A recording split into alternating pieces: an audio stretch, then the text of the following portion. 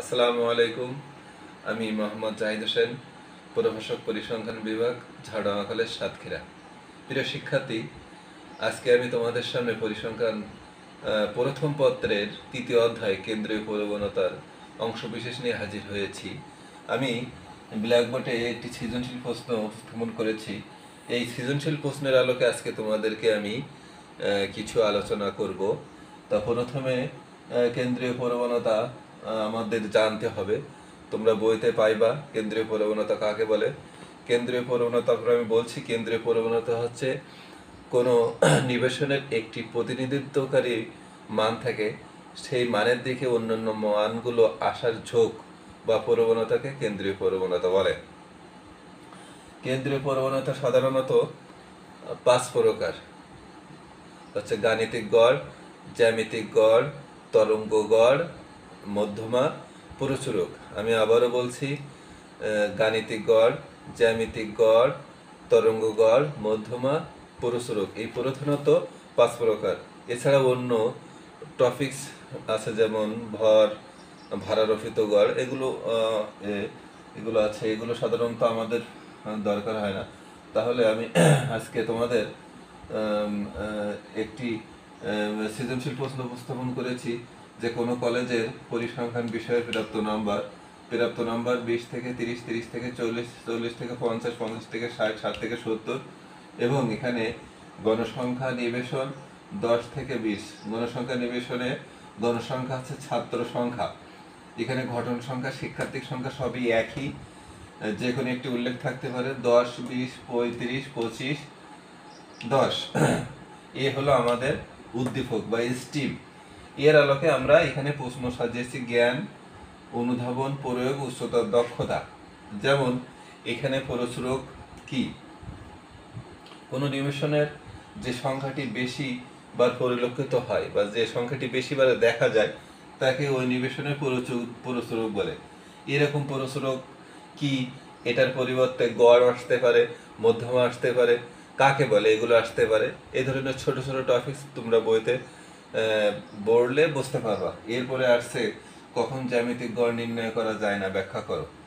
হ্যাঁ, জ্যামিতিক গড় কখন নির্ণয় করা যায় না? যখন কোনো নিবেশনের কোনো একটি যদি মান শূন্য হয়, তাহলে অন্যান্য মানগুলো গুণফল শূন্য হয়। তা শূন্য কোনো প্রতিনিধিত্বশীল মান হতে পারে না, এই কারণে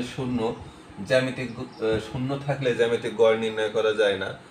আর যদি কোনো ঋণাত্মক সংখ্যা থাকে তাহলে তার গুণফলও ঋণাত্মক হয়, কিন্তু এই ঋণাত্মক সংখ্যা কোনো নিবেশনের প্রতিনিধিত্বশীল মান হতে পারে না।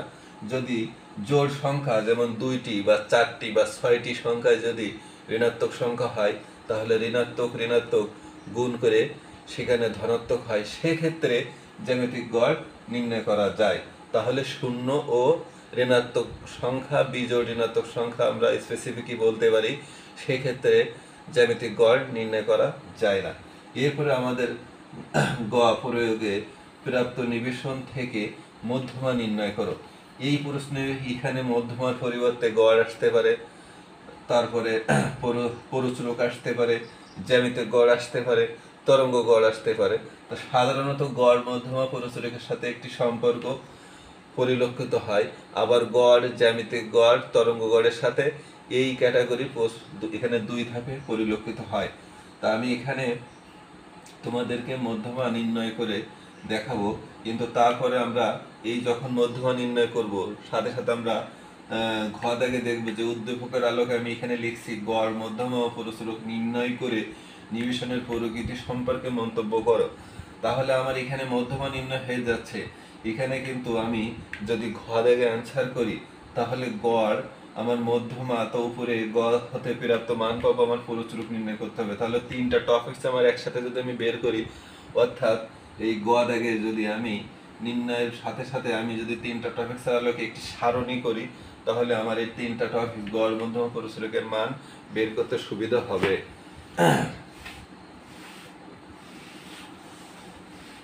এবার আমি এটা উপস্থাপন করছি একটি সারণীতে।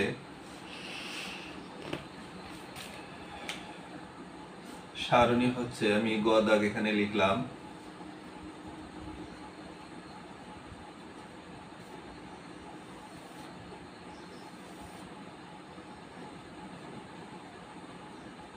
প্রাপ্ত নম্বর ছাত্র সংখ্যা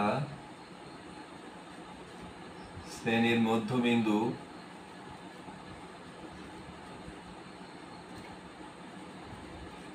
তাহলে ছাত্র সংখ্যা এখানে এফ দ্বারা চিহ্নিত হয়, শ্রেণীর মধ্যবিন্দু এক্স, এটাকে আমরা ডিভিডেশন করে ফেলি। এখানে হচ্ছে এফ এক্স আর এখানে ক্রমযোজিত গণসংখ্যা,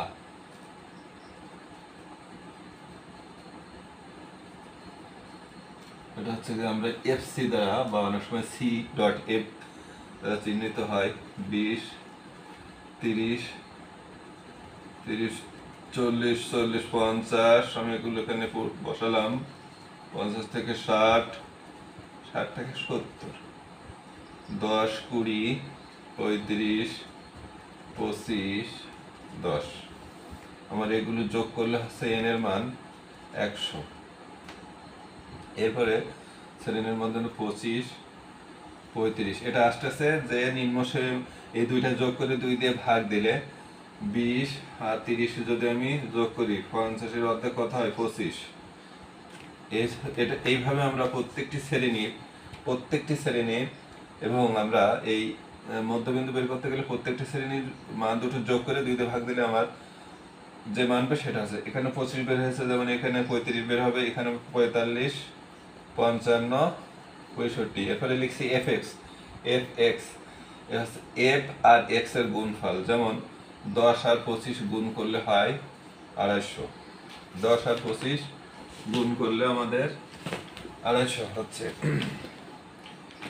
এরপরে এখানে এটা 700 হচ্ছে, এটা হবে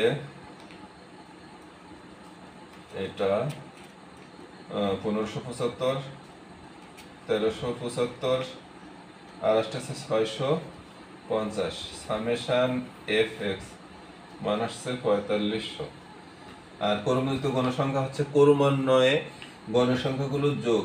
এই গণসংখ্যা মানে ছাত্র সংখ্যা, আমি আবারও বলছি, গণসংখ্যা, ছাত্র সংখ্যা, ঘটন সংখ্যা, শিক্ষার্থী সংখ্যা, শ্রমিক সংখ্যা, এই জাতীয়গুলো এর কে ফ্রিকোয়েন্সি বলা হয়, যার চিহ্নিত করছি আমি এফ দিয়ে। যেমন 10 এখানে বসলো, 10 আর 20, 30, তার মানে ক্রমান্বয়ে যোগ হবে। 10 বসেছে, 10 আর 20, 30 হয়েছে, 30 আর 35, 65, 65 আর 25, 90 আর 10, 100। তাহলে আমি সারণী বের করে ফেললাম। আমার এবার মধ্যমা নির্ণয় করতে হবে। আমি একটু জায়গা নিই। মধ্যমা নির্ণয়ের জন্য আমার যেটা লাগবে সেটা হচ্ছে n/2, n এর মান 100, 2 দিয়ে ভাগ 50তম পদ ক্রমযোজিত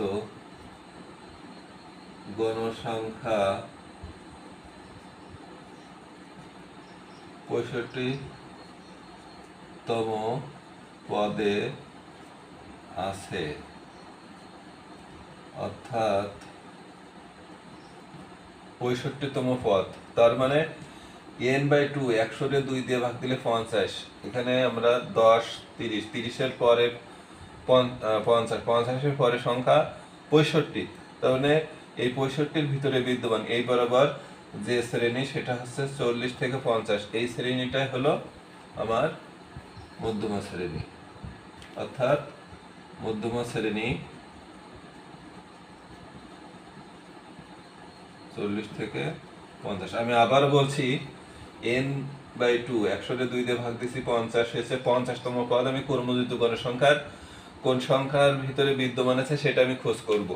এখানে 65, 50 এখানে ভাগ করে 50, 50তম পদ 65। যদি 50, 50 মিলে যায় তাহলে তো কথাই নাই, কিন্তু 50 এখানে 65, 50-এর পরবর্তী সংখ্যা যেটা থাকে সেই সংখ্যার উপর পতিত হয় বা সেই সংখ্যার ভিতরে আমরা খুঁজে পাই। তো এই বরাবর চলে, সেটা হচ্ছে মধ্যমা শ্রেণী। এবার মধ্যমার সূত্র।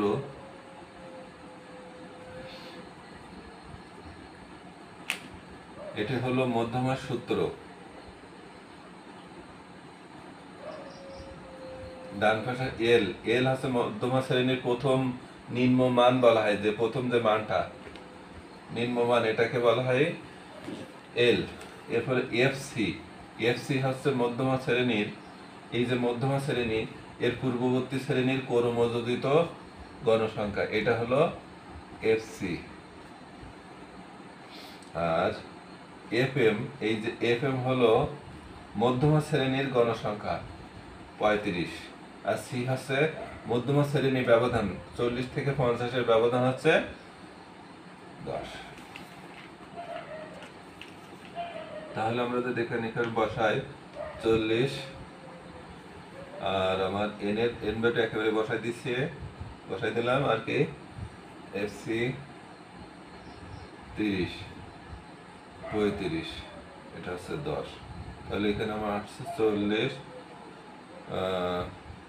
এটা ক্যালকুলেশন করে আসতেছে আমার 5.74, তারপরে 40, 45.74। তাহলে আমার এই মানটি মধ্যমা মান বের হচ্ছে। তাহলে আমি সুবিধার্থে এখানে একটু লিখে রাখি, মধ্যমার মানটি লিখে রাখলাম, মধ্যমা 45.74। তাহলে আমরা মধ্যমা পেয়ে গেলাম। এবার আমি আমার গ দাগের উত্তর শেষ, আমি ঘ দাগে সৃজনশীল প্রশ্ন আমি উল্লেখ করেছিলাম ঘ, যে উদ্দীপকের আলোকে গড় মধ্যমা প্রচুরকের ভিত্তিতে নিবেশনের প্রকৃতি সম্পর্কে মন্তব্য করো। তো সেক্ষেত্রে আমার গড় লাগবে, এখানে আমি গড় এক্স সাধারণত বাদের চিন্তায় আমরা এখানে প্রত্যক্ষ সূত্র শ্রেণীকৃত প্রত্যক্ষ সূত্র, শ্রেণীকৃত মানের প্রত্যক্ষ সূত্র আমরা ব্যবহার করতে, অনেকে সংক্ষিপ্ত পদ্ধতির সূত্র ব্যবহার করে, তোমরা সেটা করতে পারো। এই টপিকসগুলো তোমরা ক্লাস 9-10-এ তোমাদের একটি ম্যান্ডেটরি মার্ক ছিল যে 10 মার্কের পরিসংখ্যান, তোমরা 9-10-এ এই অধ্যায়ের টপিকস তোমরা অনেকে করে আসছো। এখানে সামেশন এফএক্স এর মান 4500, এন এর মান 100, ভাগ করলে আমার 45, তাহলে গড়ের মান আসতেছে 45। আমার গড় বের হয়ে গেল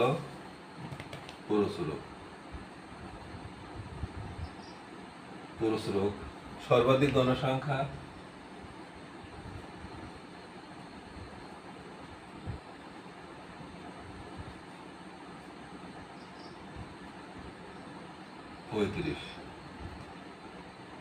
তাই পুরুষরূপ শ্রেণী 40 থেকে 50। অতএব পুরুষরূপের সূত্র MO L plus del one plus del two into C.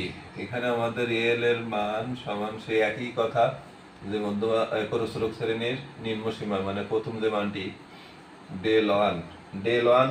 আমি আবারও বলছি যে মধ্যমা পুরুষরূপের যে গণসংখ্যা তার পূর্ববর্তী গণসংখ্যার পার্থক্য, মানে 35 থেকে এই দুইটি বিয়োগ করে আমাদের এই ডেল ওয়ান হবে, আর এই দুটো বিয়োগ করে আমাদের ডেল টু হবে। তাহলে 35 থেকে আমি যদি 20 বিয়োগ করি, তাহলে আমার মান আসতেছে এখানে 15, আর ডেল টু 35 থেকে 25 বিয়োগ করলে আমার মান আসতেছে এখানে 10, আর সি হলো 10। আমি এখানে এগুলো ফুট করলাম, এগুলো বসালাম, 15 যোগ 10, তাহলে ইন্টু 100, আমার 40 আর 6 সমান 46। পুরুষরূপ আমার মান এখানে আসতেছে 46। তাহলে তোমরা দেখো, তোমরা একটু খেয়াল করো যে এখানে গড়ের মান 45, পুরুষরূপ 46, আর মধ্যমা 45.714। আমি আবার বলছি পুরুষরূপ সম্পর্কে একটু বলি। সর্বাধিক গণসংখ্যা 35, তাই মধ্যমা শ্রেণী, এখানে সর্বাধিক গণসংখ্যা 35, সেটা হচ্ছে পুরুষরূপ শ্রেণী হয়েছে। ডেল ওয়ান ডেল টু এর মান আর এল এগুলো বসায় এগুলো আমরা মান পাই 46। তাহলে আমাদের এখন প্রায় শেষের দিকে, আমাদের উদ্যোগে আমরা একটি কথা বলেছি, একটি টপিক শেয়ার করেছি, যেটা হলো যে প্রকৃতি সম্পর্কে, নিমেষণের প্রকৃতি সম্পর্কে মন্তব্য করতে হবে। তাহলে আমরা দেখলাম যেহেতু গড়, মধ্যমা, পরিসরক, সেহেতু নিবেশনটি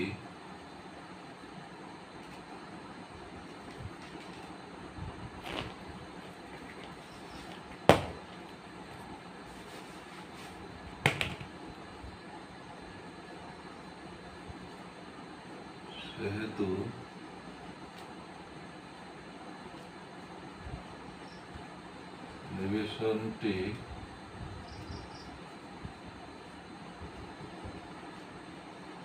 ঋণাত্মক বঙ্কিম, ঋণাত্মক বঙ্কিম। তার মানে এখানে হচ্ছে যদি আমাদের গড় বড় হতো, তারপরে মধ্যমা, তারপরে এখানে যদি লেস দ্যান না হয়ে গ্রেটার দ্যান হতো, সেক্ষেত্রে আমরা বলতাম যে এটা ধনাত্মক বঙ্কিম। আমরা এখানে দেখতে পাচ্ছি গড় ছোট হয়েছে, তারপরে মধ্যমা, তারপরে আমার পরিসরক। আমি এখানে যদি মানগুলো এইভাবে বসাই তোমাদের বোঝানোর জন্য, 45, এটা হচ্ছে 45.7, আর এটা হলো 46। তাহলে দেখো যে সবচেয়ে গড় ছোট, তারপরে মধ্যমা, তারপরে পরিসরক। যদি উল্টাটাই হতো যে গড় বড়, সাধারণত যেটা হয় গড় বড়, তারপরে মধ্যমা গড়ের চেয়ে ছোট, এবং মধ্যমা চেয়ে পরিসরক ছোট, এইভাবে যদি এখানে এইরকম হতো, সেই ক্ষেত্রে আমরা বলতাম এটা ধনাত্মক বঙ্কিম। আর যদি গড়, মধ্যমা, পরিসরক সমান হয়, সেই ক্ষেত্রে আমরা বলতাম এটা হচ্ছে সুষম নিবেশন বা সুষম, নিবেশনটি সুষম। এটা হচ্ছে এইভাবে আমাদের। এছাড়া আমরা যেমন উদ্দীপকে আমরা দিয়েছি, ওই আলোকে ঘ দাগে আমরা গড়, মধ্যমা, পরিসরকের ভিতরে প্রকৃতি মন্তব্য করতে বলেছি। এছাড়া আসতে পারে যে গড়, মধ্যমা, পরিসরকের মধ্যে সম্পর্ক, তখনও তোমরা এই যেটা আসবে এভাবে বলতে পারবা, এরকম যে গড়, মধ্যমা, পরিসরকের ভিতরে সম্পর্ক এরকম আসবে। তো যাই হোক, আজ এ পর্যন্ত। সবাই ভালো থাকো। আল্লাহ হাফেজ।